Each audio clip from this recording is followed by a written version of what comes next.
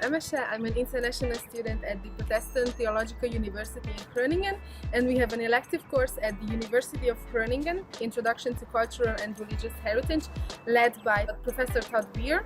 And right now we are in a field trip in Johannes, der doperkerk, Protestante Gemeente Huizinge, and we are here with two members of the congregation, Jost and Barbara, and in this interview we are going to talk about the churches and the community's history, but also the tangible and intangible heritages. The reason we chose this congregation is the uniqueness of the way how they look at their community and their congregation, and we are looking forward to talk to them.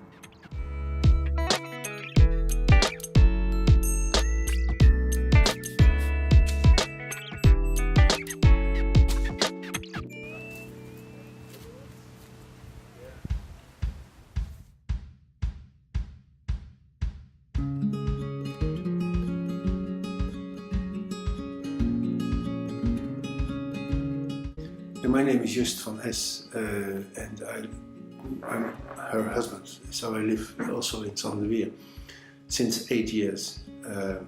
And before that I was a lecturer in Indonesia actually, for New Testament studies and philosophy in Holland.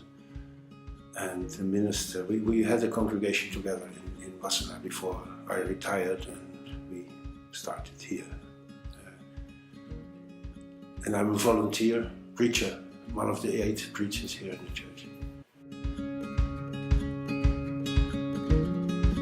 My name is Barbara de Beaufort. I live in Zanderweer, which is a little village 8 kilometers from here, from Huizinge. I have been studying art first, ceramics, and then afterwards I decided to do theology. So, and now I have been working in old people's homes and in church, and now I'm only working in the church here in Huizinge, taking pastoral care of the congregation and writing for a magazine which provides day openings for young people, for school classes. School classes, yeah, that's my job.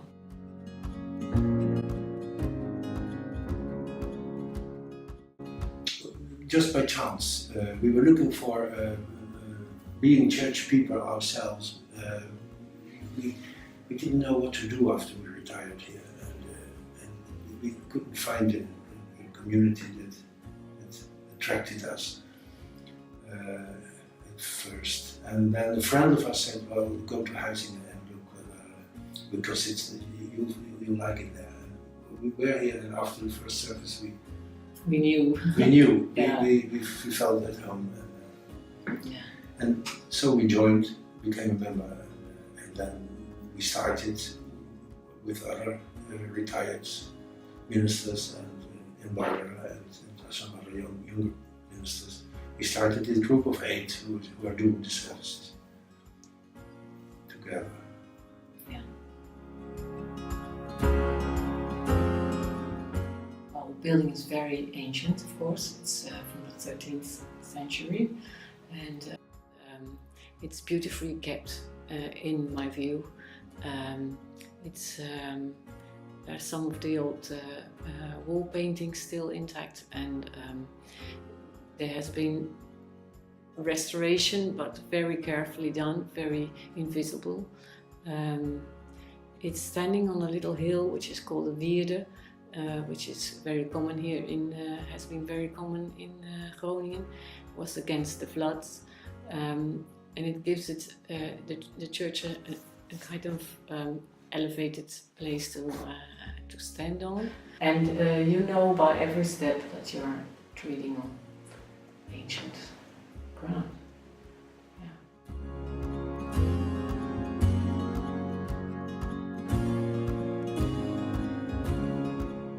It's a very useful place for worship, because it has a space to sit in, ship. to do the rituals like sharing bread and wine and baptism and remembering the dead. So it's for us it's a very useful space. But it has something more to it. There are many people who come here who say that they feel, well, like embraced by the walls, or I don't know how you would like to put that, but it's like a home, not only because of the community, but also because of the building itself. The beauty, but also the, I don't know,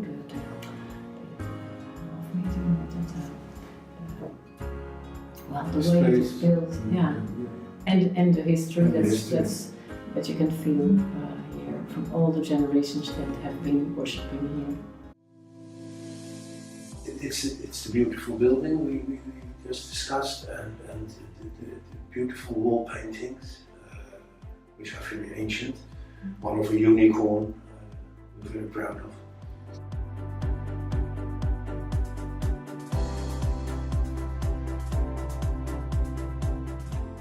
I think one important heritage is the atmosphere, which we are a growing community. There used to be 20 and now there are 100 members, but it has not changed. It was the atmosphere which was here already and has been here for a long time. And it's difficult to describe. It's welcoming, but it's not. It does not measure you. I mean, it's open. Not really to get new members, or no. And it feels very much like something like you say, that this was here before, is given, is not made by us or by other people, but it was here already. And that's what many people say when they come here for the first time. There is something here, yeah, whatever. But that's not dependent entirely from the people that are gathered here now. No, not only. It's also a tradition. It's also a tradition. It's a good place. Yeah. It's a good place. Yeah, and maybe we have inherited a kind of no-nonsense mentality. Well, maybe that's Gronings as well. I don't know. But people don't like to be very vehemently about something, very emotional, very outspoken. It's more inward. It's more, well, yeah, that's one thing. ironic. And it's not. There's no. It's very anti-hierarchy. I mean, there is no hierarchy in the church. And I think people are quite allergic to church rules, so they just leave that all behind. Means that we do all kinds of things that are not according to church law, and we don't care. For example, we wanted to have Holy Communion every month.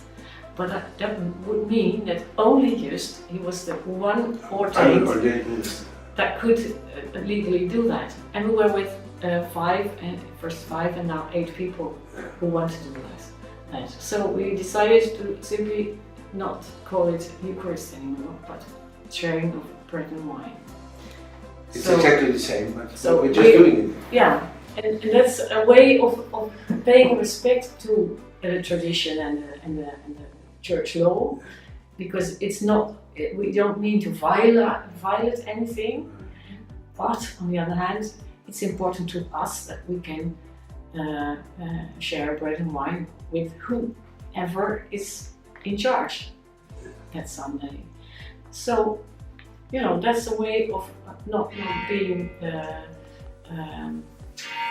violating anything, but on the other hand, doing what's necessary for us. And the thing was, when I was ordained as a pastoral worker here, I had to be blessed by somebody who actually couldn't do that. Because he was not ordained. No, but on the other hand, he was just a person for it, and he was in charge that Sunday. So he made a beautiful prayer and a beautiful blessing, and that was it. So here the intention is more important than the church regulations. Yeah. That's it. Mm-hmm. But we're a full member of the PKN, and there's nothing wrong. I mean, well, there has been tensions between the official authorities and our congregation. But then after a while they saw that we weren't, rebellious or something, but just trying to do our own thing, and that it attracted people. So where most congregations were diminishing, we weren't. Quite interested in why does it work like this with you? We have to be very careful not to be arrogant and to not have the name of being intellectual or highbrow or not for common people or whatever. On the other hand, they see they are interested because it just works.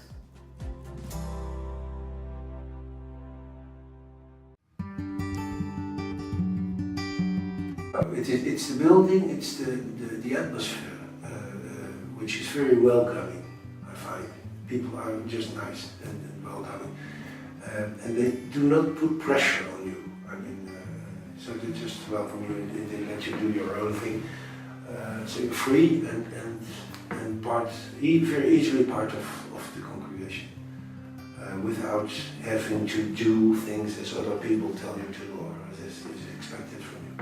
I think that's the... Well, that's the building too. It's also the building. And the music. Right. Music is very important. For some people, they just come because of the music. Yeah. And we have an excellent musician who's also a composer, and he writes music and that's beautiful. Yeah. So it's all kinds of reasons, or maybe I don't know. People maybe just can get fed up with their own congregation and want to stay true to their congregation, but still want to now and then go someplace else. And then Huizing is very easy because nobody will ask you what are you doing here and why won't you become a member or whatever. They're free to come and go. Yeah. And people do care about each other. I mean, if someone is ill or something happens, then I'm always very amazed how many people then react and what is people often say, we like it here because it's so there's so much attention paid to everything, to the flowers, to making this little booklets about what is to be heard here with nice pictures and the music and it's clean, not so clean, but anyway. Care is taken to make a beautiful service. And we work hard for our servants. I mean, really. All of us, I think. Yeah, that's true. Everybody is putting in their best energy, their best possibilities to make it something beautiful. Just for 1 hour, and then it's finished, and okay, it's all right. Yeah. And we do it just together, not to attract people. Just because we like to do that. These are the topics we talk about in our services, that are the topics that we're interested in, that concern us. So when I'm preaching, I'm not preaching to people, I'm not telling them what to do or what to think, but just one of the congregation who takes the time to study and comes with what he feels and thinks. And so I experienced the sermons of my colleagues and other people. And that's what attracts people too, because they like to have different people on the pulpit. Yeah, because when you don't like one, there's always another coming next Sunday. So you have a variation. Yeah. Yeah, they like it. Yeah, they like that because it's the same theme for a few weeks. For instance, this is Jonah. It will be 5 weeks about Jonah, and everybody will, well, of course, preach from his own viewpoint. So you get one theme viewed by different people, and they like that.